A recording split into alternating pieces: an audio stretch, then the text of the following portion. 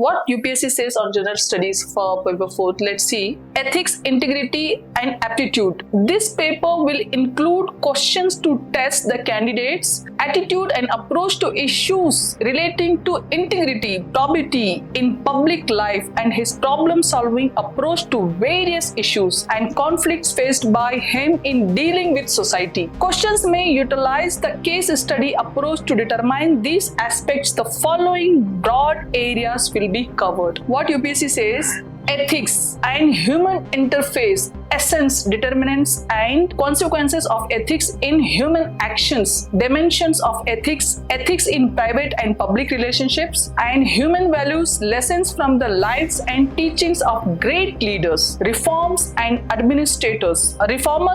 administrators, role of family, society, educational institutions in calculating values. This is the first approach or sentence or syllabus of ethics paper of UPSC. First of all, we have to see in this paper, हमें देखना क्या है इस paper में, human values, ethics और human values का क्या use है, क्या रोल है आपके डेली लाइफ्स में, ठीक है। दूसरी चीज, ह्यूमन वैल्यूज या एथिक्स कैसे इंकलकेट होती हैं आपके लाइफ में। वेरियस इंस्टीट्यूशंस, जैसे आपका फैमिली कह लो, एक आपका इंस्टीट्यूशन है, एजुकेशनल इंस्टीट्यूशन कह लो, आपके फ्रेंड्स हो गए, रिलेटिव्स हो गए, सोसाइटी हो गई, पब्लिक स्फीयर हो गया, आपकी प्रोफेशनल लाइफ हो गई, प्राइवेट आपकी लाइफ हो गई, ये सब का रोल क्या है इंकलकेट करने में आपके वैल्यूज को। तो ये सारा यहाँ पढ़ना है। हम यहाँ क्यों बैठे हैं बताने के लिए। पहली चीज तो हम लोगों को यहाँ ये समझानी है कि ये पेपर का क्या इंपॉर्टेंस है। इंपॉर्टेंस पेपर का ये है कि आपको आगे सिविल सर्वेंट बनना है। तो अगर आप इस पेपर के पिलर्स आप उठा के देखो तो आपके इसमें क्या है, एथिक्स की बात कही गई है,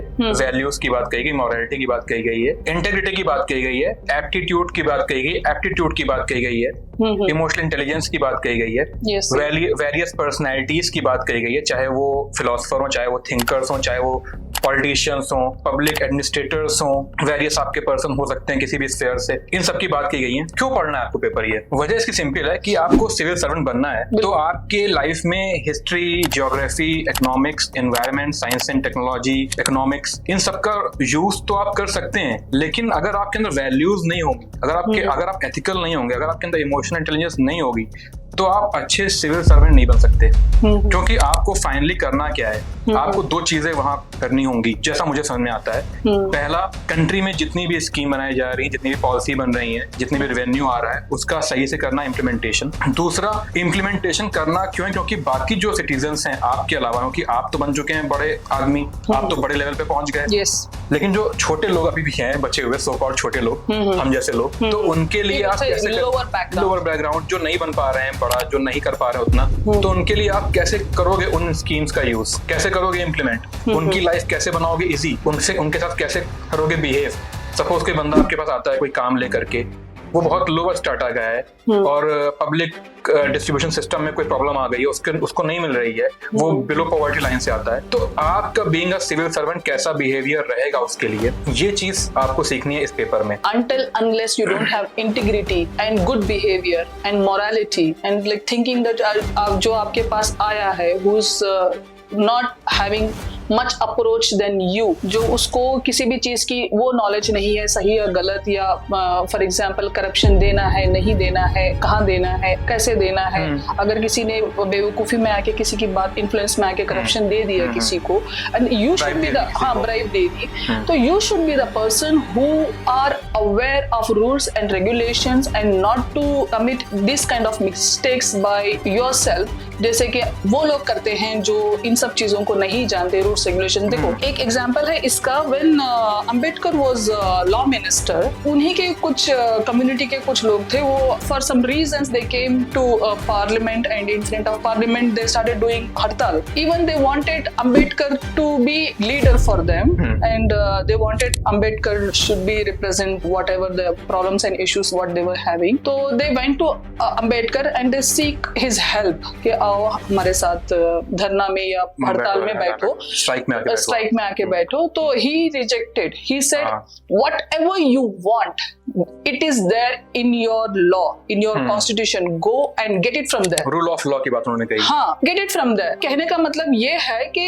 when you know, if you see paper 1 GS and you see paper 2 of GS, paper 3 of GS, अगर आपको वो सारी चीजें अगर आपने डिटेल में पढ़ा है and you have become a civil servant, you know how to deal with each and everything, with moral values, with ethical values, with your behavior, with your attitude and aptitude, your integrity, हर एक चीज को साथ में लेके आपको कहाँ से किसके, जैसे कि होता है इसके साथ जस्टिस करना है। इफ somebody के कोई Justice, हाँ yes. कोई नीडी आपके पास आता है किसी भी प्रॉब्लम को लेके, whether it is your cultural issue, whether it is social issue, economic issue, financial issue, and you should be the person who should deal with each and everything. For example, आपके पास कोई tender issue होता है government से, अब वो tender को लेके कोई इशू हो गया कि मोरालिटी को लेके या एथिकल को लेके या फाइनेंशियल चीजों को लेके या ब्राइब को लेके कोई भी इशू होता है, you are the civil servant there in particular आपकी आंसरेबिलिटी क्या होगी? हाँ, तो तो how you deal with that consequences, how you deal with that particular issue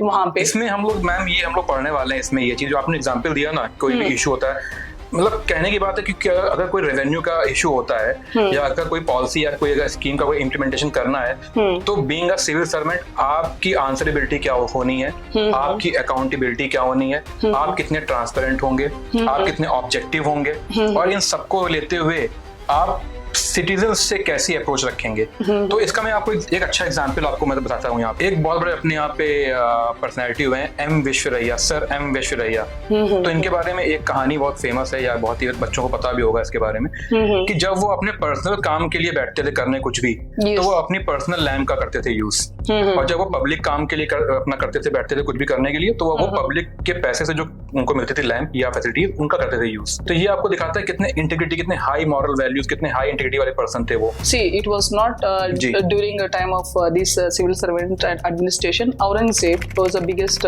example. Exactly. जब भी कोई सल्तनत की या उनकी किंगडम की बात आती थी, कुछ बड़ी चीजों की बात आती है, he used to sit on his throne and he used to utilize that fund of treasury का यूज करते थे। और जब उनकी पर्सनल चीजें आती थी, he used to वो टोपियां बुना करते थे, टोपियां बुन के या कुरान को लिख के उसको बेच के जो पैसा आता था वो अपने पर्सनल यूज के लिए। सी, ये उस लेवल का, मतलब हिंदुस्तान का बादशाह, उस लेवल के थॉट रखना, ये बहुत बड़ा। सी, मॉरल वैल्यूज की जब भी बात आती है, and he will always remain a Magna carta in moral values. तो हम लोग इसमें देख रहे थे एथिक्स एंड ह्यूमन इंटरफेस। तो आप बच्चों को ये देखना चाहिए कि इसमें एथिक्स में पढ़ना क्या है आपको, इस वाले पर्टिकुलर आपके जो पिलर है इसमें आपको एथिक्स पढ़ना है। स्पेशली व्हेन मॉरल वैल्यूज की बात आती है, रूल्स एंड regulations की, and standing on your words and following rules and regulations and supporting a lower background person, especially एक आर्टिकल 14 करके एक मूवी आई थी और उसमें एक केस हुआ था, and the same thing even recent we have witnessed, एक केस हुआ है बंगाल में, PhD स्कॉलर थी उसका, उसके बाद उसका हो गया। तो ऐसे जब केसेस आते हैं तो वहां पे ये आपका जो प्रिपरेशन है, आप paper 4 of GS, that will support you mentally, emotionally, and it will boost you to work on it. आपके मॉरल वैल्यूज को बूस्ट करेगा, आपकी पर्सनालिटी को एक कॉन्फिडेंस देगा कि इन सब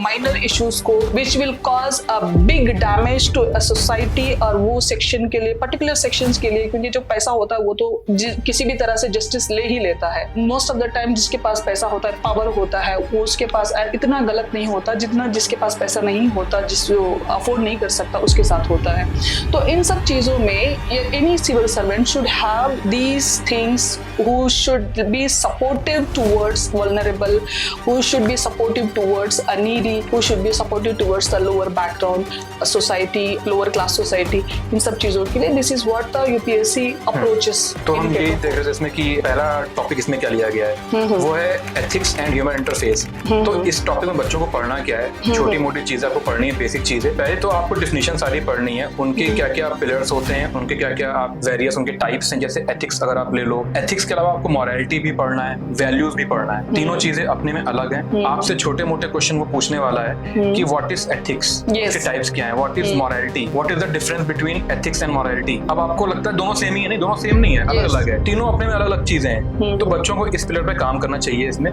दूसरी जो चीज इसमें पढ़नी चाहिए बच्चों को, सर अभी जो आप कह रहे हो ethics is different from morality, यहाँ पे honestly speaking we are not explaining any of thing, we are just giving an examples and ethics completely different chapter itself, a morality is completely different chapter itself. जो आप कह रहे हो उस चीज को समझने में सच में बहुत वक्त लगेगा बच्चों को, क्योंकि हर किसी को लगता है एथिक्स तो हम आसानी से कर लेते हैं। ये मेरा पर्सनल एक्सपीरियंस है, मेरे सारे पेपर में सबसे कम एथिक्स में आए थे। इसका मतलब ये नहीं कि मेरे एथिक्स खराब है, बट इट इज